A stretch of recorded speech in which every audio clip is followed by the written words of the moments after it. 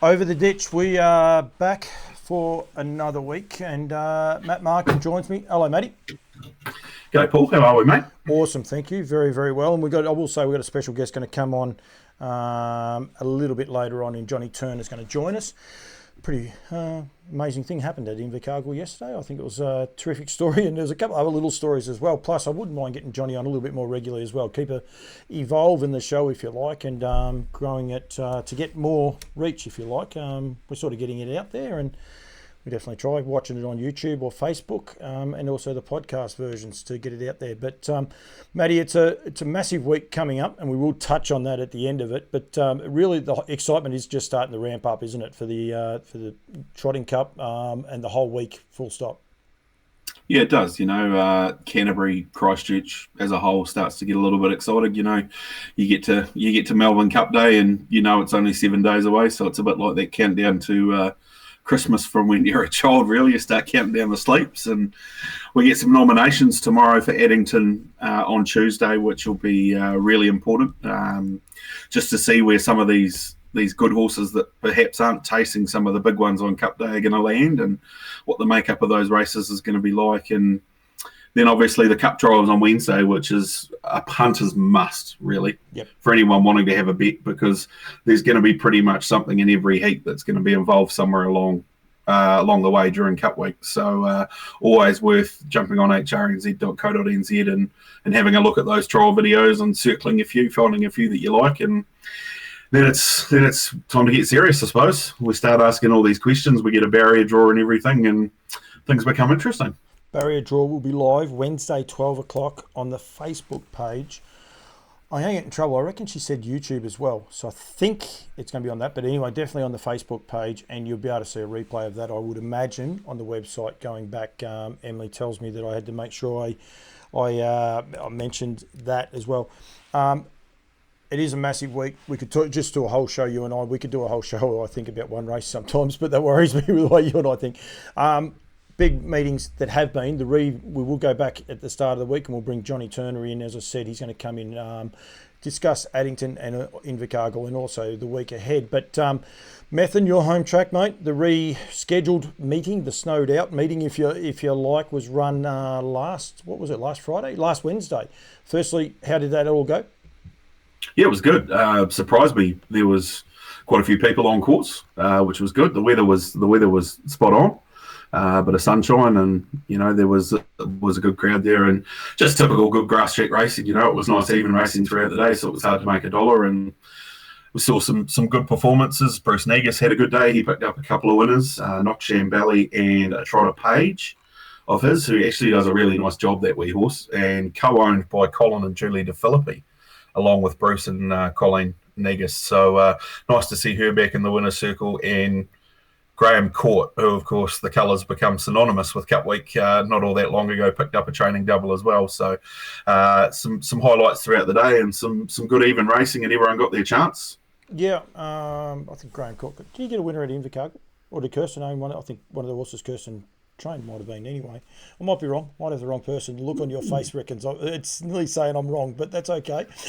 I'll wait and see. I might be right. I might not be. Bruce, everyone knows him through Courage Under Fire.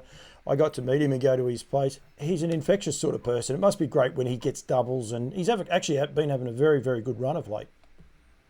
He has. He's got a really nice team around him, some nice young ones. I think Bruce built his stocks over the last couple of years by buying at the weanling sales, and perhaps at a few at some mixed age sales as well. And we've seen the direct result of that. We saw a nice 2-year-old called Quinn win last month on debut. I'm pretty sure it was a weanling sale purchased by Bruce. And Bruce is the sort of guy that harness racing needs. He's not afraid to line his horses up. He supports junior driver races, amateur races. If there's special promotion meetings on, like Team Teal or Blue September races or anything, you can guarantee that Bruce is going to be putting a horse in it. Look, he doesn't win big races these days like he did with Courage Under Fire and some of the other ones, but he holds a really special place in the industry because of the horses that he does race, and he's at pretty much every race meeting with a smile on his face and always ready to have a conversation with you. And you're right, you love seeing people like him taste success. We saw another guy do that on the same day at me for Warren Stapleton, who's been a bit of a mainstay of the mid-Canterbury harness racing scene for a long time. He picked up a winner. And,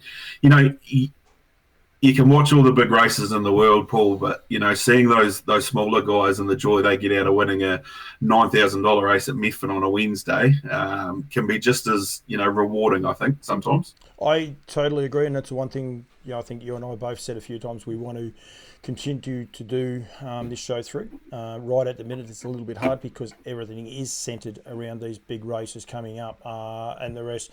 But they're the ones I like to, I suppose, highlight and point out and get my Australian viewers to get an understanding of who these people are as well, which then turns around. I mean, I'm not about punting, but it makes it easier to punt when you know something about someone. It's very easy to get involved with those.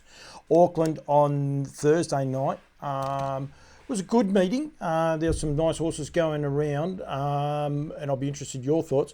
I'm going to give a shout out to Logan Hollis and Shane Robinson. My first initial touch, I suppose, with New Zealand was through the sales series with NZB I suppose promoting people's horses and that. And I got to meet Logan and Shane at, I think it was the first yearling sale. Might have been a weanling sale. Might have been the first I came to. And terrific guys, do a great job with their horses. They're having a terrific run this year. And to trifecta race number 3 with those 3 2-year-olds, and very, very impressive, Mr. Bondi, but just a great training performance that I hope, hasn't gone undersold.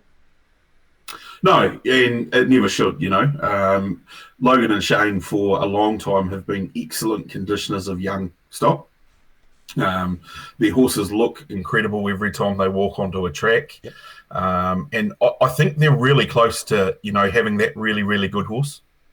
That one that's going to really, really put them on the map and be a Group 1 contender.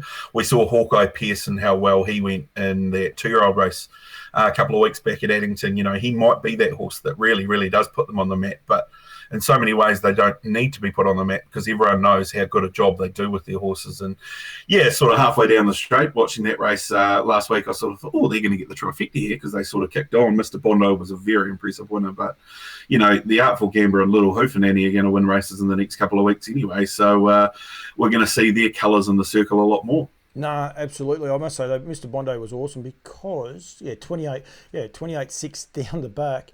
And when Andre, he didn't really move, but the horse, when he said go, he just accelerated beautifully. I wish I had had a video of that horse. I've had a day at the dentist with the daughter today and didn't get the chance to download as many videos as I'd like. But I just thought he was super, super impressive the way that he did. And then the way, like when he put him away, he still ran through the line very, very impressively.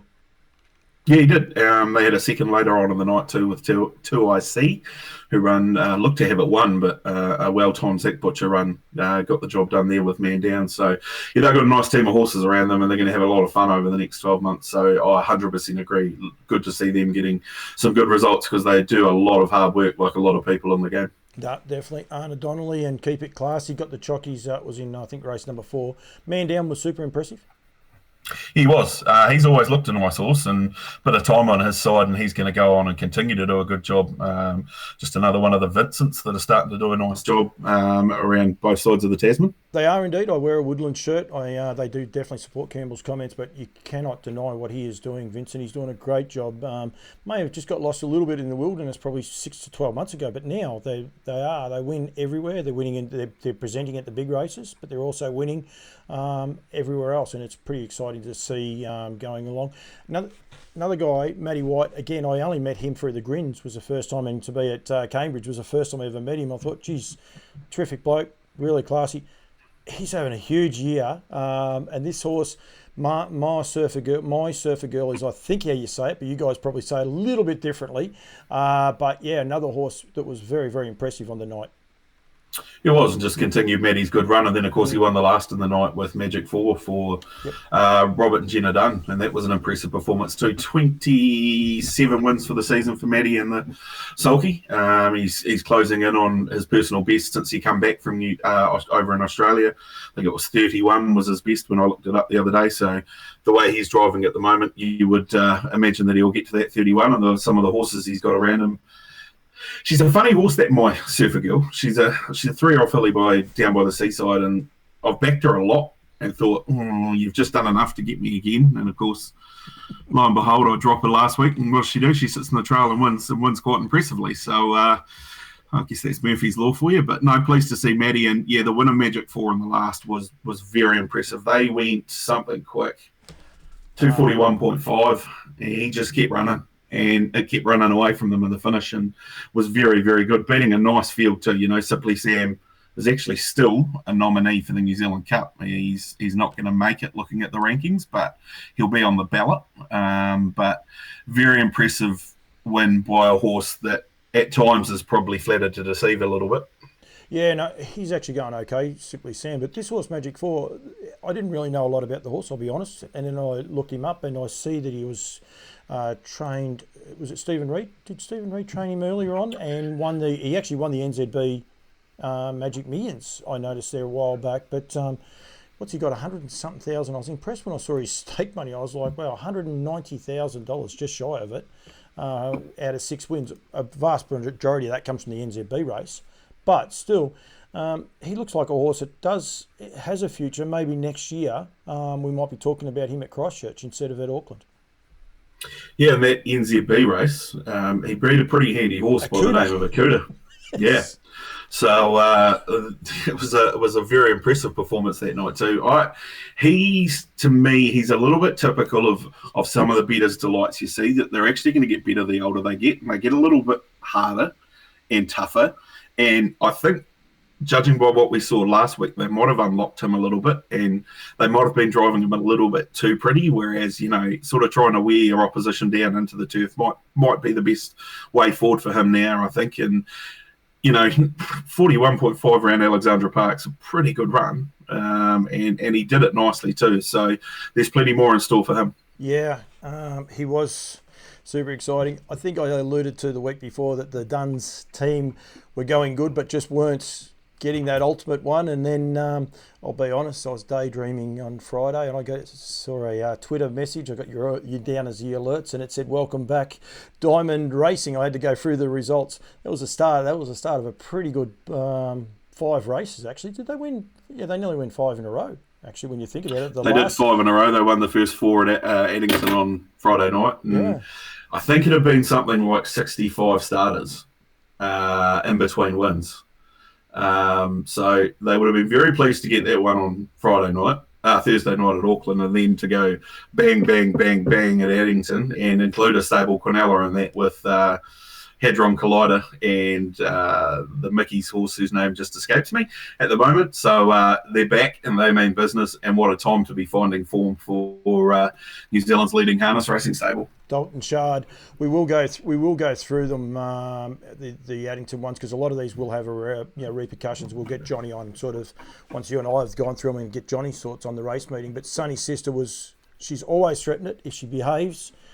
She goes terrific, as does Muscle Sass. Both of them broke away. Interesting watching both drivers go into the line. Not a lot of vigour. They were just making sure their girls behaved themselves. Holding on for dear life, I think. Too scared to breathe. On Muscle Sass, I mean, we can talk about it later, but Derek and Adele Jones obviously won a race later in the night. They trained Muscle Sass. They won with Euro style. Yep. They got 2 really, really nice trotters on their hands at the moment, and they do a good job with their team, Derek and Adele. And Muscle Sass is definitely going to win a lot more races, and Euro style is too, because couldn't have been much more impressive on Friday night. No, absolutely. Hadron Collider, we've been saying about him a couple of times. His manners, he's got to drive straight. Tony Hurley, he got the reins this week. He looked a lot better. I'm not convinced he wasn't still hanging as much. So I think the Iceman was pretty cool in the way that he presented him to the winning post, but he still seemed to have that tendency anyway to still want to duck in over the pegs. Yeah, I think that's just going to be a time thing with him. You're right. He was a lot better than what he had been in all of his previous race day starts, and he was going to win a long way from home coming off the back. Bob Butt drove the stablemate Mickey's Courage that runs second, and you could sort of see he was starting to feel the pinch a wee bit at the 400, and to its credit, it fought on really well. But Hadron Collider, I know they've got a big opinion of him. I know he's got a big motor. But he's in a very, very rich 2-year-old crop, so he's going to have to sort those little intricacies of his gait and mannerisms out before he becomes a serious racehorse. Dalton Shard for Corbin Newman, stables worker, does a great job. Won a Group 3 at the Method. Did he win the Method Cup?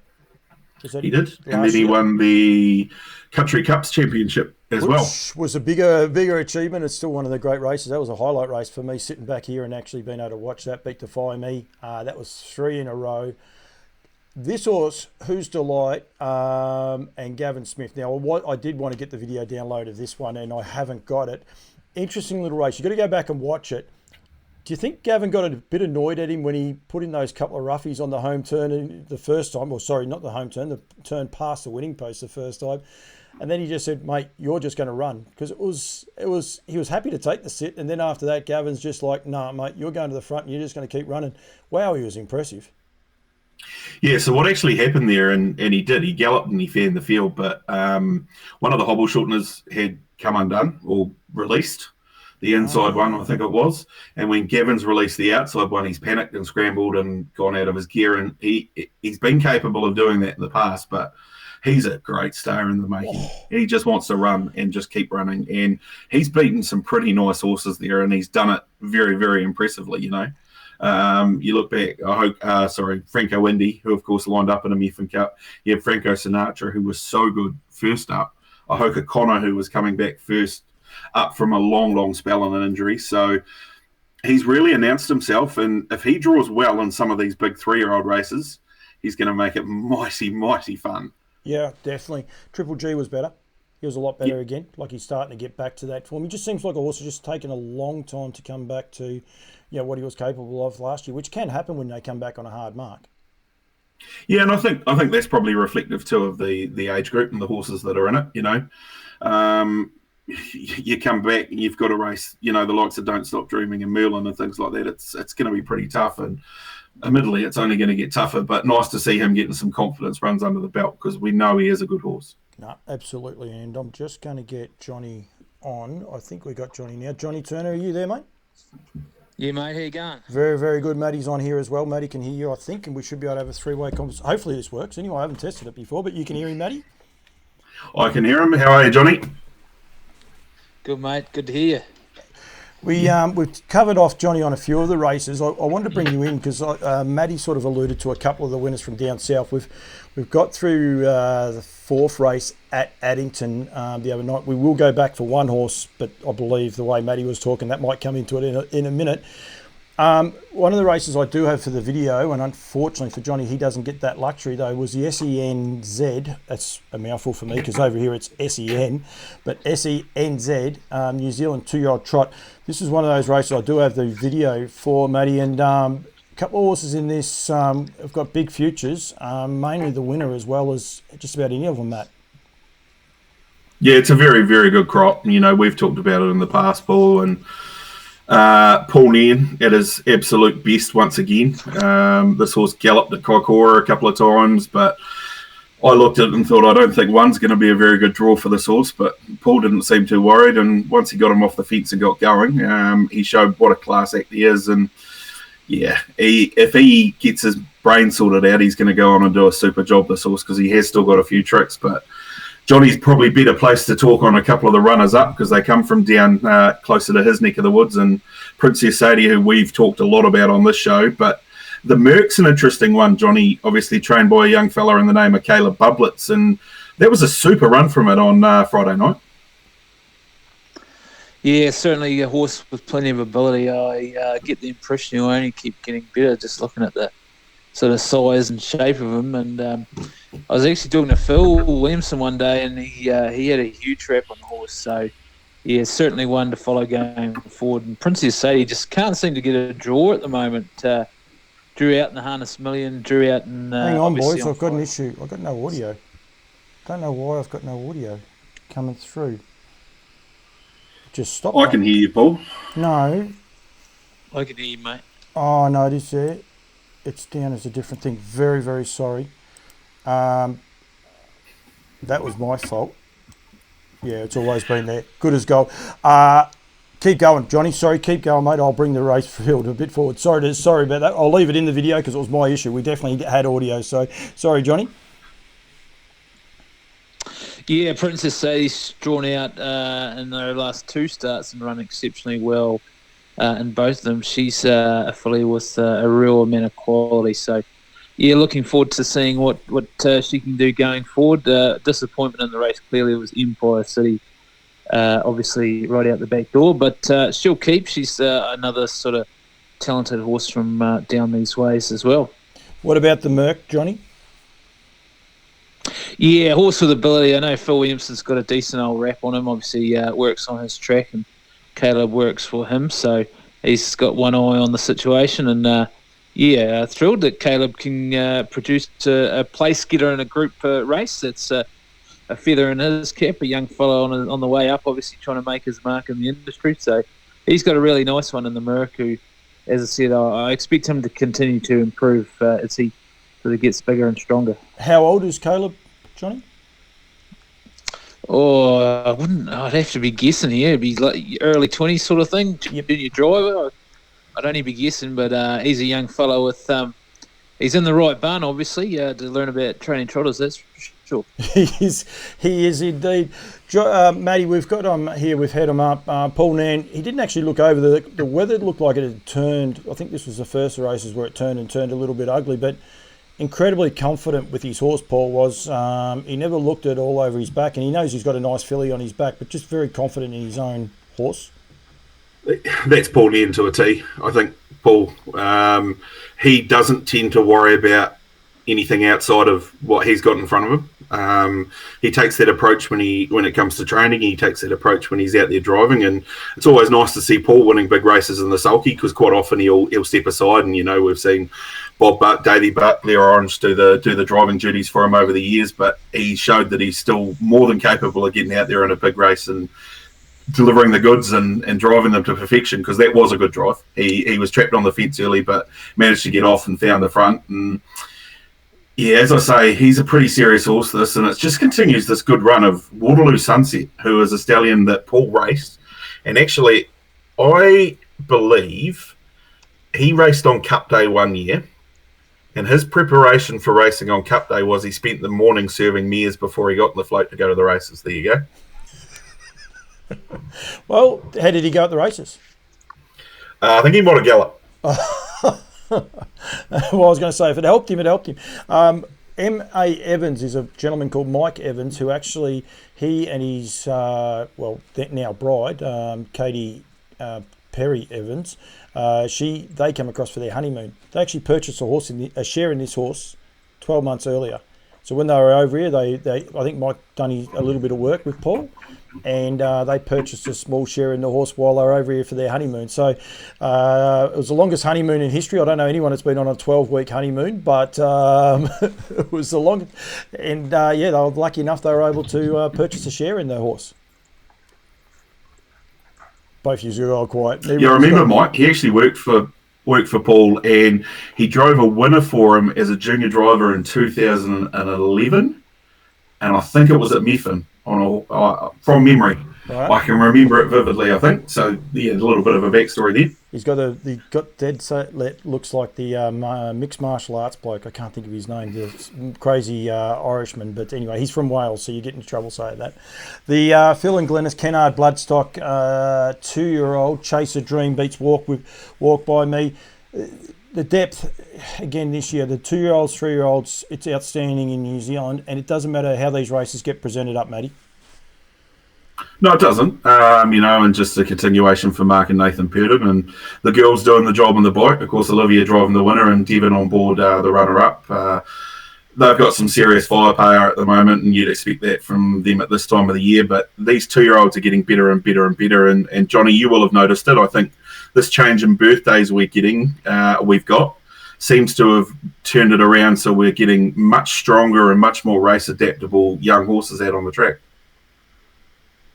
Yeah, absolutely. Yeah, I know trainers are all big fans of it so far, and yeah, the results are all there for everyone to see. Yeah, it's been a real positive. As far as this race goes, I thought we walked by faith. I wasn't sure if this horse was much top, to be honest, because they took it down Oamaru for a very minor debut, and got the job done there. But I thought the second placing was excellent. Chase the Dream we know all about, but we walked by faith. I thought put his hand up in this race and sort of showed he's up to mixing it with quality 2-year-olds, which when you go to Oamaru for your debut from the Predators Day, it's generally not the sign that you're straight off the top shelf. That might be an indication of the depth, though, Johnny and Matt. Like, it might be why they had to do that, because they know how strong the horses are around them at the minute. Yeah, I think Mark's never been afraid to throw one on a float, but Johnny's right. Oamaru's a long way from home. I know he's taken maidens down there on Courier Cup Day and Henna Memorial Day and the like in the past, but you don't often see it. The Dunfords who own this horse have got a great association with Mark, and Mark's always done the best by them. So I just wonder whether they thought a trip away for a trip, and it's 3.5 hours down to Oamaru from their base in Rolleston. That might have been a good making for the horse. So yeah, we don't see it very often, as Johnny said, but generally from a punting point of view, if you see them lining horses up at Oamaru or Timaru, you generally get involved. Yep. Johnny? Yeah, not a doubt. Very cool. I'm going to throw to you, mate, with the return of Smokin' Bandar. Has just been outstanding. Craig Ferguson, myself and Matty sing his praises a lot, and I think as a horse person in the industry, he's awesome because he trains a stack of winners, he drives a stack of winners, but he doesn't always drive his own. He drives outside people, and he'll happy to let Mark Hurl do the driving for him. But this horse wasn't a successful trip to Queensland, but man, he's got it come back and just trotting beautifully. And really got its mojo back, if that's the right word to use. Yeah, he's just that sort of horse, really. If the top 2 inches are engaged, he's very, very dangerous. And, he can trot as fast a quarter as most trotters in the country. But if he's not in the mood or, there's something not quite 100% in the brain department, he can be disappointing. And that's exactly what happened in Australia. He obviously didn't adapt to something over there, whether it was the style of racing or whether it was, the surroundings. Nobody seems to know, but he's certainly back and firing at the moment. His second to Muscle Mountain, I thought was absolutely outstanding, obviously, at Ashburton. Yep. And then Friday night, absolutely bolted, and just the second run back, you'd expect him to take good improvement out of that. I know he's going fresh from there into the Dominion, so Craig timing his run into the Dominion with that run on Friday night. Yeah, it was a dominant display. Bolt for Brand's probably the talking point out of the race, really, given the fact that I don't think he trotted he can just in terms of his stride. I mean, off 30 metres and giving a horse like Smokin' Bandar that kind of head start was always going to be difficult for him. But I wasn't pleased with the way he strode out in that race, and got to be some massive question marks on how competitive he could be in the short term. I know class is permanent, and that goes for both horse and his trainer driver, but some question marks there definitely on Bolt for Brilliance coming out of that race. I think that was the big point to come out of it as far as the Dominion goes. Was it the conditions of the track, you think, Johnny, or a little bit more than that? Certainly got to have something to do with it, and I know it's easy to say from afar that he doesn't look to be trotting as well as he can. I know the bloke in the sulk, he's probably got 1,000 times better view and feel of things than I do, but I thought his performance was a little bit plain, so I'll be interested to see on whether he goes to Cup Day next or what the story is, but he was never going to catch Smokin' Bandar. He was very dominant. No. Had a speed horse on his back, and I Dream of Jeannie too, so she can reel off a nice 400, and she didn't look like getting past, so really good one. Matty, your thoughts? You can see the race, so I mean it's a little bit easier for you. Yeah, on Bolt for Brilliance, I don't know if he was handling that track very well, and I think by this point of the night, and I know because I was obviously in Canterbury how heavy that rain was, you could actually see it pooling on the inside of the track there, and I reckon that track's got real slushy, and I just wonder whether that had thrown his balance off a wee bit. I know they made some shoeing changes from his last start too. I don't know. It's a hard one, isn't it? And Johnny's right. Tony Hurley's got the best seat in the house to know what's going on. He has run home very well in the finish, but not with probably the same vigour that we'd expect from Bolt for Brilliance. So Johnny's right. There are a lot of question marks over him, but who are we to doubt Tony Hurley and what he can do with a horse? On the winner, this is great. I love seeing this horse doing things right, and I just hope he does it right in the Dominion Handicap, because I feel like he's the one horse outside of the big guns who could really throw a cat among the pigeons. He's so good at freewheeling in front that if he happened to trot his way onto the lead early, and was still there at, say, the winning post or even the top of the straight with a lap left to run, I don't think it matters if you're Muscle Mountain or you are Bolt for Brilliance or you're Oscar Bonavina. I think Craig Ferguson's putting the bet up and saying, you're going to have to do it sitting outside me. Whether that means that he can kick on and beat them, I don't know. But he certainly adds another nice wee, much-needed aspect to this Dominion handicap, which, to be fair, for so long has looked like, I'll say, a 2.5 horse race with the question mark around Oscar Bonavina. So great to see him in form. He's trotting beautifully. Most importantly, he handled that stand start really well. I know it was a small field, but he was going as good at the winning post as what he was at the top of the straight, which is exciting, and just continues this great run of Craig. And I know we're going to be talking about him again very, very shortly. Yeah, definitely. The one thing about that horse that, you know, I told Queensland to jump behind him. The biggest thing about him is not only is he grey, which is a tick, an unknown trotting trainer driver, if you like, from down south of New Zealand. There's so many things about this story that actually are really, really cool, taken on the big guns as well. And don't worry, Craig, I don't think he's no longer an unknown name. But you know, if you understand what I'm trying to say, he's not a Mark Purdon or a Greg and Nina Hope, the Duns. He's not that, and here he is, and he's got a serious player, and I think it's awesome. Then you throw that grey factor in. You know, you can imagine on show day, people are going to be lining up to see a grey horse, and they're going to be cheering for it. And I think it's so good for our industry, and it's a good story, and hopefully he can continue to do the job. Craig won't mind me telling this story, but you touched on it, the fact that a little-known trotting driver and trainer in Craig Ferguson. He actually took about 200 or so drives before he drove a winner on a trotter, Craig.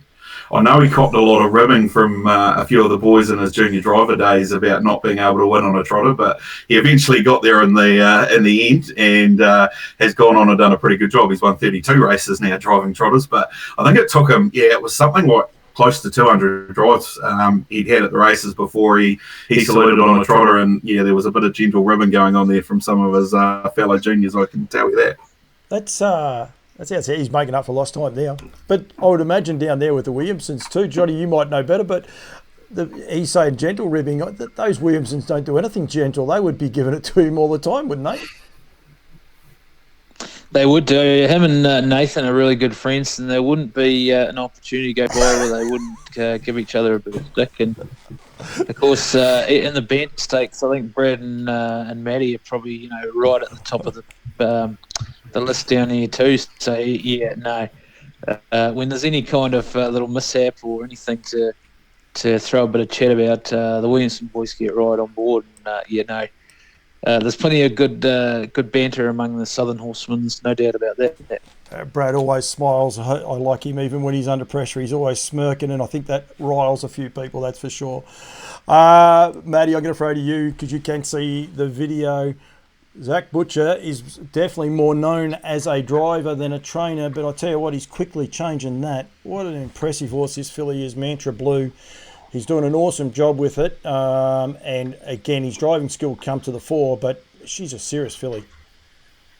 Oh, she's something quite special, I think, Paul. How special? We're going to probably have to wait until next week when she clashes with another very, very special filly to find out, but there's so much that you've got to take into account when you watch this race. So for anyone watching, that's her third last on the outside. Zach in the Lynn Philpott colours, who he's had a great association with. She's come down to Canterbury. She's got a big reputation. And then she's turned around and done this, which we'll see in a lap's time. This matchup against Millwood Nike is, to borrow a Mick Guerin term, just sexy, I think.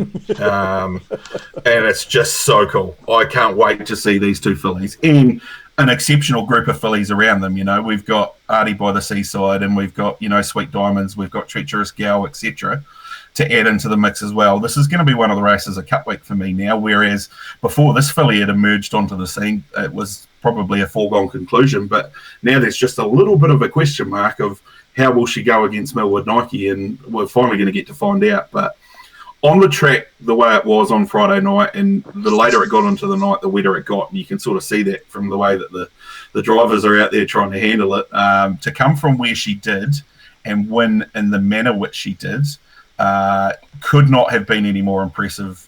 Ignore times. She still run home in 58.5. They run a 159 mile rate. It's the manner in which she does. And she's taken off here, as we can see, at the 600 metre mark. And the filly in front is Sweet Coco, who we know is a lovely freewheeling front-running filly. She ran a big second a couple of weeks back. But she's just launched into it this Mantra Blue. And, yeah, she's done it very, very nicely. Yeah, she's exceptional. Johnny, I gather you would have seen the race. Your thoughts on her? Yeah, she's impressive. There's no doubt about that. You don't just draw 9, turn up at Addington and win like that unless you're obviously extremely smart sort of animal. Like her, as far as the night goes, I'm firmly in the middle of Nike camp. Obviously, I think most people would be, but I'd suggest Mantra Blue has got to go to the next level, but she does look like Apple continuing to improve. She's only had such a small handful of starts. Expecting her to really step up once she tastes that, that really top level racing and be competitive. But adds another dimension to obviously, what we're looking forward to at Cup Week. Yeah, absolutely. Well, we'll keep going because we want to give Invercargill a little bit of a time. We have a bad habit, Matty, of you and I going for a long time. We got Johnny in now. We're in all sorts, but that's good. We don't care. We don't rush on. Beach ball, beating McAndrew, Aviator and American Me. Does this give us much of an indication for some of those last little spots in the Cup? Well, it does now because the rankings are out. So we actually know the 15 horses who are going, as I furiously try and bring it up on my screen in front of me, who are going to take their place as the starting horses in the Cup. And it was enough to get Beach Bull in. He'll come in as the 15th ranked horse.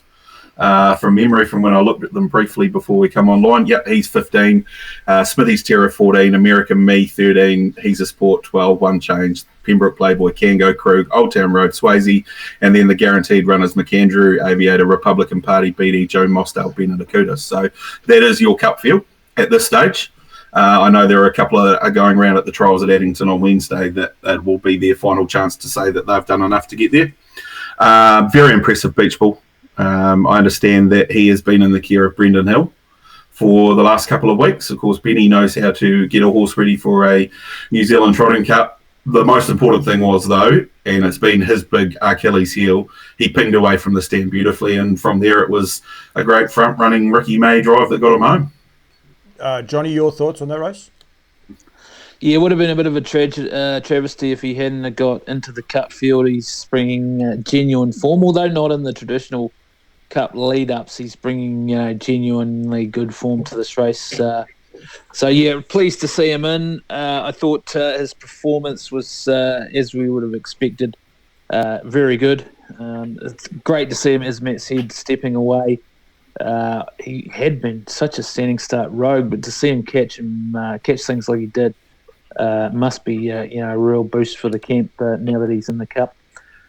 Talking point for me out of the race was Republican Party. Worked around the field in very testing conditions, so don't want to say he was disappointing. He certainly didn't finish where many would have expected him to as the hot favourite, but the query has to be said, could he have done a little bit better? He did plenty of work in the running to get round them. Could he have kicked on a little bit better? The jury's probably out a little bit there. If I was to make a call one way or the other, I'd say I would have expected a touch more from him, but we won't write him off just yet, given how testing it was at Addington the other night. Your thoughts, Matty, on Republican Party? Because it's a horse I'm keen on, I must say. Yeah, on face value, is probably a bit disappointing, but I think they probably achieved what they wanted to out of the race, and that was got to run under the belt, obviously leading into next week.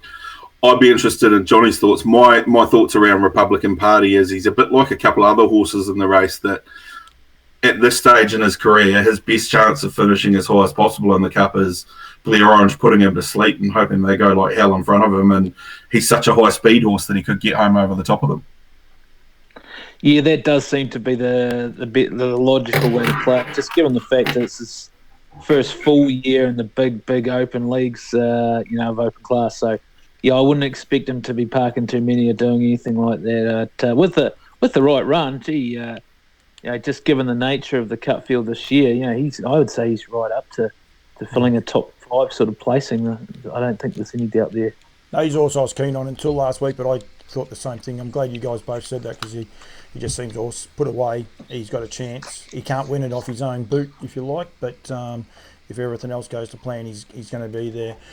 Jonny, Euro Style took out the Forest Quip mobile trot for Derek and Adele Jones.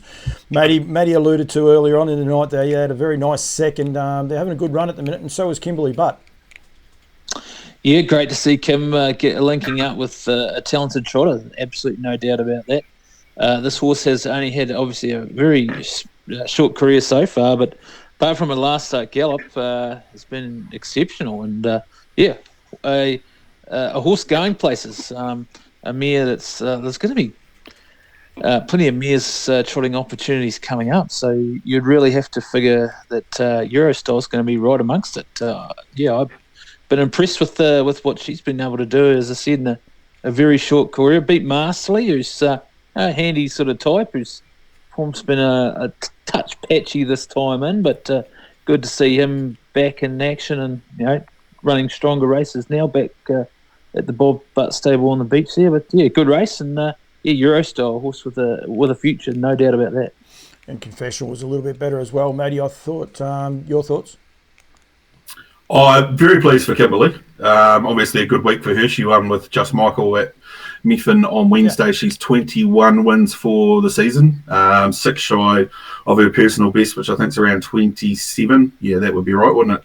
6, yeah, that's definitely right. Bad maths. Probably most importantly for Kimberly, though, and I'll give her a week. Yeah, words not numbers, Paul. Words not numbers. Most importantly for Kim, she's got pillow bragging rights at the moment because she's 2 wins clear of Johnny Cox, who's had 19 wins. And I know there's a little bit of banter going on between those two about who's going to finish at the top of the household premiership. Right now, my money's on Kim. Yeah. She's upset me. Her UDRs, actually, she was at 2.2. It's dropped down. It's at 1.7 now. It's still pretty fair, but she was going huge there for a while. Just every week to the show, and that's the beauty of going through the results of every winner. Yeah, you see it every week. She seems to get a result. Is that you dropping stuff, Matty? I thought it was Jonny before, but it's actually you playing with stuff in front. See, I got these little things. They don't make as much noise. That's all good.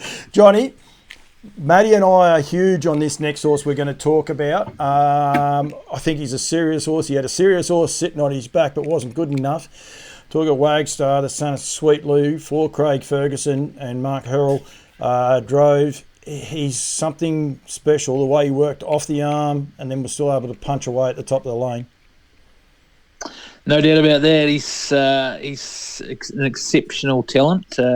He's running 3:11 on that absolutely rain-soaking track, and obviously the best part about that was the 26.8 home. They told me the other day, actually, the horse is not really a front runner. So if you want to add another dimension to the victory, he might have been even better if he had been able to trail Jollymont. But no, he was exceptional, Wagstar. And full credit to Mark Harrell. He saw the opportunity early. He was on the case. He saw the horse in front of him. Was obviously going to take him right through from the second row. That was Lone Wolf. He was drawn behind. And he got round to the front and had the bat up and said, we'll take this race by the scruff of the neck. And yeah, he's a driver you can, who is a friend of the punter. You know, Mark Harrell is always going to put his horse in the race, regardless of its Wagstar or perhaps something not quite as exciting. But yeah, he certainly did that on Friday night and continued this wonderful strike rate Craig Ferguson has produced over the season and probably a little bit longer. So yeah, really exciting horse. He's right up to Derby quality. The thing about the horse to consider is, his run. I think he ran 5th in that wonderful edition of the Flying Stakes, 4th. Yeah. That was only at the races only his 6th start, and he's competed very, very well against a horse like Don't Stop Dreaming and Merlin. So consider that was his 7th start where he won the other night. He's only going to get better, and he's going to start on Cup Day, then head into the New Zealand Derby. So, yeah, really looking forward to the future progression of Wagstar. He's obviously a star at the moment, but how much better can he get? That's probably the question for me. Matty, you can beat up on horses going through your classes, I think, sometimes, and we can get caught up in it because they may not be beating anything. Jollymont, Charlie Brown, These are both serious horses, and he put them to the sword. He put a quality field of horses to the sword. Yeah, I don't ever want to hear a driver complain to me about drawing the outside of the second row ever again. Just drive like that, you reckon? just I'm going to show them the replay of that race and say it's only a bad draw after the race. That is how you take a race by the scruff of the neck and make it your own. And if the TAB bookmakers had known that was what was going to happen inside the first 200 metres, I think he opened at 5.50 on Thursday night, Wagstar. I think that's what I got him at anyway, but that's not how I saw him winning the race when on the way that he did. But you're right, the ones in behind, Jolly Mont, of course, run Don't Stop Dreaming to such a close margin in that big race a few weeks back. Charlie Brown's always there. You know, he's beating good horses and competing with good horses each week. And as Johnny said, he's still very much in the infancy of his racing career. So, gee, imagine what he's going to be like in 12 months' time once he's, probably filled out a little bit more and gained a little bit more of experience. There's a horse out of that race to back wherever it lines up next. Jimmy Ray from the John Morrison stable, I thought that was a good run first up. He'll go to some country cups races at some point, and he'll just keep improving, and he'll pick up a race at short notice. But full credit to Mark, to Craig, to the horse, that just continues this great run that we are seeing from them. And it's great to see the Southland flag being flown so high at Addington Raceway at this time of the year. And that's why we got Johnny on, apart from the fact that we're going to cover off on another meeting in a minute. I do wear a Woodland shirt, I always say proudly. The job that Sweet Lou's doing at the minute, there's a horse in America that goes pretty fair, and then the second horse goes okay as well in, I forgot, Confederate and then Cannonball are both pretty nice horses. We had a horse over here go, I Keep Smiling, only went 49.8 as a 3-year-old filly. It is ridiculous what these sons of Sweet Lou's are doing right at the minute, or sons and daughters, these progeny of his. The times they're just letting rip are just exhilarating. It's great to see. I mean, as I say, I do wear that. Sky Lou there, Paul. Sky Lou. Forgot about that one. Yeah. Yeah, there's heaps. And the times, Johnny, they're reeling off. It's scary. They're hitting this 150 mark consistently. And, Wagstar didn't do that the other day. He was still pretty impressive, 58.5. But I could imagine him around Menangle. Matty makes mention a couple of times about sending a couple of horses to Menangle. We want him to go over there and come back, but you could just see him unloading around that track. You wouldn't know what he'd run. It's just scary. So, yeah, it's good to see. The last race, Ken Barron with My Star Blue Jeans. Matty, if you wanted to, just a couple of quick points on that race. My only surprise was the $8. Again, I'll just stick to my punting thoughts for the night. $8. How big a weekend that have horse you had? opened up at. Oh, just a usual weekend for me, Paul. Win it all on Friday and lose it by Sunday night. No, this horse looked a really good bet in that race. It had been racing really well. Look, not the strongest field you're going to see, but I think it's just another example of Blair Orange driving a horse like it's the best horse in the race and getting the job done. Yep, absolutely. And Ken Barron's having a good run at the moment too, which is good to see. Yeah, he is. Yeah, every week gets a winner. Couple of weeks, did he go down south 2 weeks ago and got 2 winners, I think? So he is going really good. Johnny, did you have any thoughts on that last race? Not really. It wasn't a great form race, but it was exciting to watch if you backed the My Star Blue Jean. I was going to say the difference. Yeah, horse. The difference in the people. I don't have a photo. I don't have a video for you, Johnny. I only got your photo, but Matty's still beaming, so don't worry. That's biggest point of the race was Blair Orange had a bit of trouble pulling the plugs, and he was just trying to steer the horse. So he was always going to win, but yeah, I don't know what was going on there, but yeah. Rightio, Johnny. Great times at Addington. Okay, you played at home yesterday, and you were on track for some good interviews too. What do you call yourself? The king of content, which I'm going to challenge you about that one day. But anyway, we'll leave that one. Bring it on, Paul. I'd love to spark something up about that. Big day. I don't see anyone else going to the races putting a big rap on me about anything I do, so I sort of got to put my own label on. To be fair. Oh, don't worry. I call myself the number one online talkback show in harness racing, and you get some response when you say it. I can tell you that. Don't worry about that. There's a few people want to question it, but I'll say it, so it's all good. But not on this show because we're not live. We will be. Actually, will be next Monday night, I believe. Monday night, I think we're going to do it, but not sure. We'll find it, work that part out. Right, big day yesterday, playing at home for yourself at Ascot Park.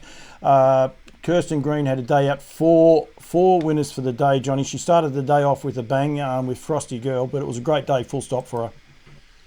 Certainly was. She does an exceptional job. She's a great ambassador for the industry, and deserved her success yesterday. And she's a trainer and a driver who, trains a small team, but is consistently producing nice horses and consistently, heading up to Addington and winning feature races. I'm thinking, obviously, Watch Me Now is the first one that comes to mind, but she's had a host of successes at Addington with horses like Tommy Waterhouse, who won a listed race up there. That she's, Petty Proudfoot was the winner she had at Addington.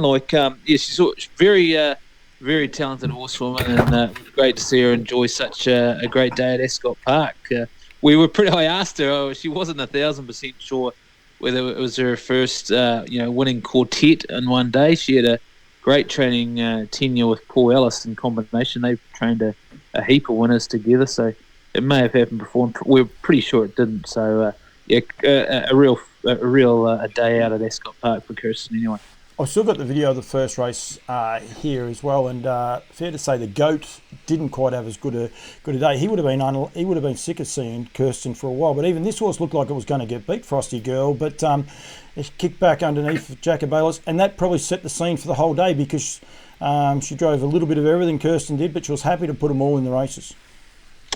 Yeah, she's not one to die wondering, and if the mobile's leaving, there's a good chance Kirsten's leaving with it. She loves to roll forward and put her horses in the races at the appropriate time on the right horse. But she likes to put her horses in the race, and she did that with Frosty Girl. The horse was unlucky, was following a couple of the favourites in its last start, and they sort of stopped in front of it. And she ran on nicely for third, but she wasn't going to be unlucky yesterday. Frosty Girl, good winner for bit of a legend of the sport down here in the breeding barn, or I shouldn't maybe quite phrase it like that. He's a well-known former stud master and prolific breeder of horses, is Bill Keeler, and just a great old fellow to have a yarn to. So, really pleased for Bill to cash in and get another winner. He's bred stacks and stacks of winners, and most of them have carried the name Dale. So I know there's been plenty of Dales go over to Menangle and do good things over there, so the Aussies will probably be aware of some of Bill's, finer products. Sweet soul sister, Craig Ferguson in the sulky for, how do I pronounce his surname, Matty? Steve Bork? Buick? Belky. Borky? Belky. Belky. Okay. All right. Nice winner, I gave it. I got sidetracked just then, sorry. Money was on, led Craig Ferguson, gave it every chance. Steve runs a dairy farm, and we haven't seen him lately. He's been busy doing farm work, so he finally got his horses to the races, and he got this one really fresh up, obviously without starting too many through the winter and that sort of thing. So good to see Steve back. He's a good fella, and he has to go at a lot of aspects of the sport. He sells yearlings. He breeds plenty of horses, trains his own at his property where his farm's obviously located. So, we need people like that in the game, and good reward for Steve there. A couple of the highlights for mine. Darren, I reckon that's a great name for Kirsten. I think that part is terrific.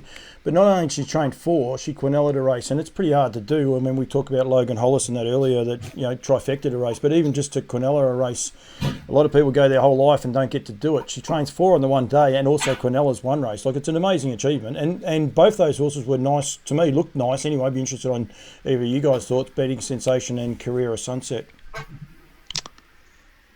I tell you what, Darren and his trials and work, he actually went around like you were training him, Paul. He was absolutely hopeless, to be perfectly honest with you.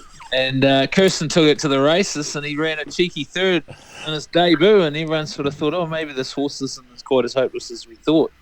And he's continued to improve. In that third, he was 8-8 in the betting and played $8 for a place in his debut. And he's just one of those horses. You put him under race day pressure, and he seems to go even better. And he's built to a nice win. Betting Sensation and Carrera Sunset are both nice fillies. I think Betting Sensation heads to cut week, but I'm not sure Carrera Sunset will. Carrera Sunset arguably has slightly more upside about her. She's talented and probably needed that run yesterday. But betting sensation, nice horse in her own right. And I don't mean to disrespect her by saying that she's probably the second pick of them, but her win was excellent. She worked early on a fast opening quarter and kicked on to win. Nice drive from Bear Orange. So, yeah, lovely Quinella. Kirsten's on her way to Cup Week. Is that the horse she's taken, or is she taking a couple? She's taken about 6 or 7. I'm just not 1,000%. Most of the ones from yesterday are going. I know Wattlebank Arnie, he's a Moister's going. Pretty sure Sally Lynn Denny's going for a minor trot up there, but don't hold me to that. No, very. Matty, did you have something to offer there? You were. Oh, look, Kirsten's always been a favourite of mine. Watching South of the racing, and Jonny touched on it before. She's not shy on going forward, and I like that. She's an aggressive driver. One for Jonny to put down in his little black book. She's 197 training wins now, so she's closing in on a milestone, which will be a big achievement and something she'll be very proud of, because she does like to celebrate her successes. And I like the way Kirsten places her horses. She finds good races for them, and they're always a chance. And that's just reward picking up or having the day that she had yesterday, because right, it wasn't just the 4 winners. There was a host of placings in there as well. So she's doing a super job with her team, and they always look really, really good when they walk out onto the track too. Yeah, she ran a second and a third in the second last race there as well. So Blair Orange, he had a good day out as well with 3, and I think, as I said, Craig Ferguson ended up driving 2 as well. I don't think he trained any of those though, did he? No, Craig missed out on the training front, although he did produce a third placing in it. No, a second and a fourth. So yep.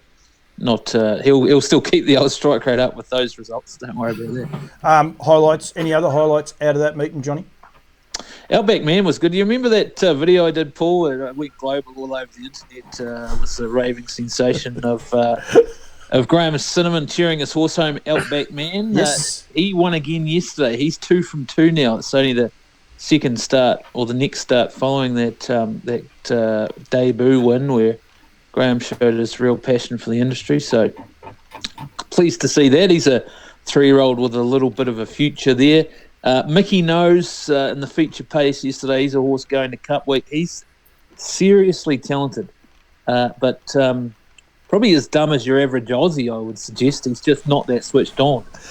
Yeah, he wears the galloping hood, the full blinds sort of scenario, because he can get a little bit lackadaisical during the running, but man, when he's in the mood, he can run. So watch out for him at Cup Week. When they go really hard, he'll keep going. So probably the 2 to follow out of the meeting, or the 2 points outside of Kirsten's big day.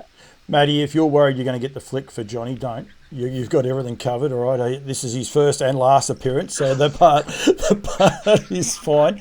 Sally of Lynn Denny is actually a half-brother to King Denny, a horse that I actually had over here for Merv Butterworth years ago, and he actually won. He won two jewels and 2 derbies. So there's a little bit of useless information. It's a very, very well-bred horse by Majestic Sun, that 7-year-old mare.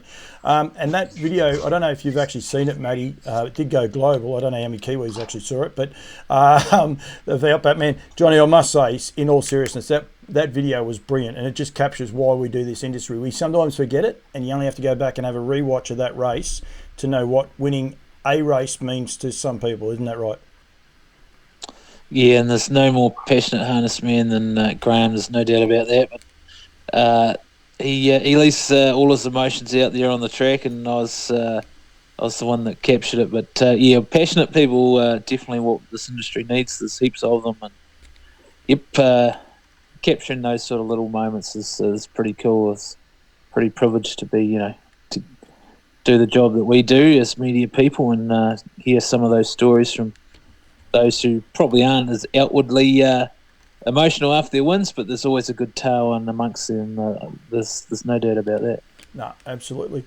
Johnny, from the down south, someone to keep an eye on if you like, and someone to look out for the New Zealand over the New Zealand Cup Week? Yeah, I think we've covered the main sort of characters. One horse we haven't talked about Probably flying a long way under the radar at the moment is Pembroke Playboy, who's hasn't been quite on his big game at the moment, but on his day he's capable. He could sneak into a wee hole somewhere in one of the major races if things fall his way. He's an outstanding beginner, so that always puts him in a lovely spot. I guess one change is a Southern horse that'll be going for the Cup. He's going to probably start one of the outsiders. He was scratched out of his last start after getting a little bit of a bug, I think. So probably not the ideal preparation for him. As far as the interest for the Southerners is often on the show day with the South of the Waitaki race. Yep. There's a lot of horses heading up for that, and it's always hotly contested. So on yesterday's run, I would be thinking Wattlebank Arnie would be a serious threat, but I'm not sure 1,000% sure if he's going. But there's a horse starting later this week that if he were to go would be an absolutely massive chance. And his name is Atoji. He was a brilliant winner of his debut. He's been bought by Mick Boots, and now he's with Nathan Williamson. He's starting at Oamaru this week on Thursday in a standing start for junior drivers. So young Ollie Kite gets to feel the power there. We wish Ollie all the best with that drive. Seriously talented horse with speed to burn. So I'm not absolutely sure whether he's going to that race, but if he shows up at Cup Week, look out. Very good. Matty, your thoughts on Cup Week? Apart from the obvious, I mean, we've covered. Actually, Johnny, just on that, we did pick up Pembroke. What's his name? I'm going to call him Penny, but it's not Penny, is it? It's, Pembroke Playboy. Was that at Ashburton, Matty? We saw that he got up the straight okay off a soft run, didn't he? Yeah, he did. And I presume we'll see him go around at the Cup trials on Wednesday. And like Johnny said, there's no doubting he's got the ability to be a player in these big races, but nothing's really worked for him when he has got into them. We know he was obviously initially the first horse into the inaugural race by Grins and then had to come out of that. It'd be great to see him back because he is a high-speed horse and his good manners might put him in a good spot to maybe sit 3 fence, and run top 6. Hard to see him winning it on what we've seen unless we see something sensational on Wednesday, but just looking forward to the week. You're just talking about winners at Invercargill there on Sunday. Mickey knows.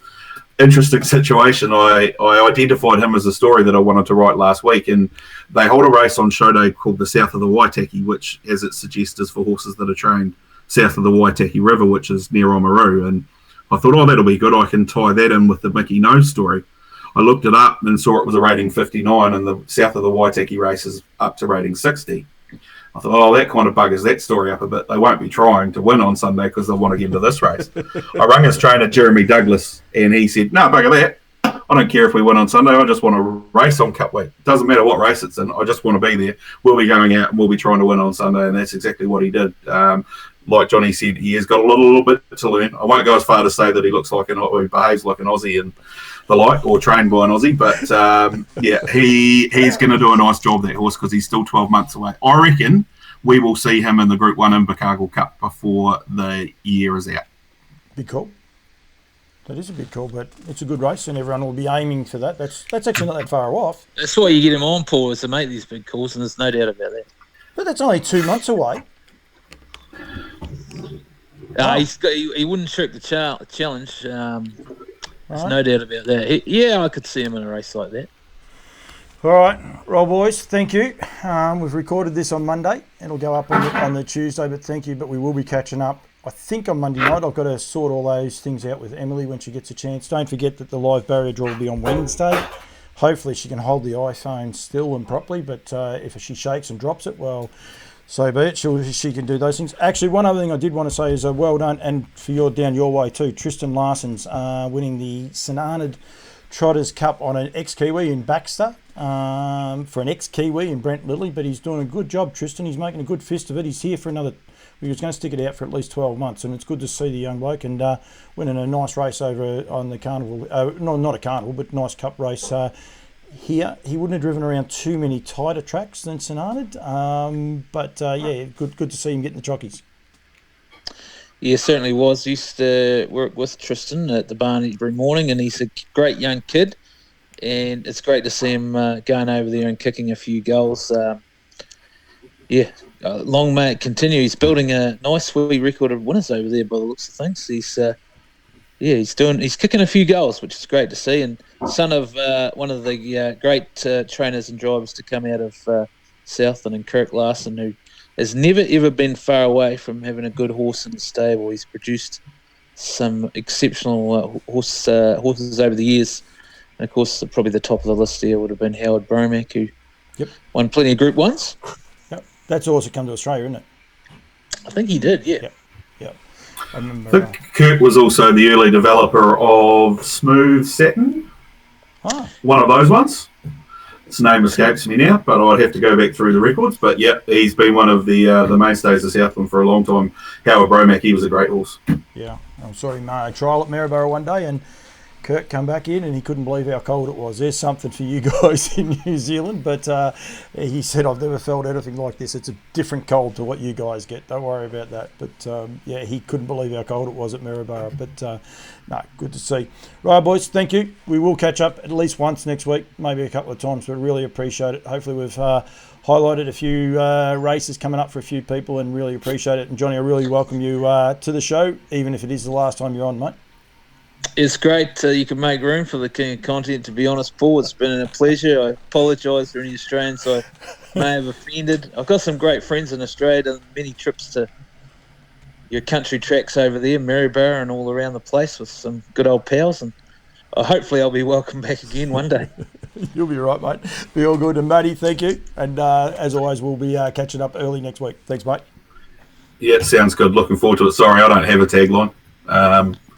Actually, although the newspaper here calls me Mid-Canterbury's #1 sports reporter, I'm the only sports reporter in Mid-Canterbury, so it's a bit of a fait accompli, I suppose. Don't ruin a story with the facts.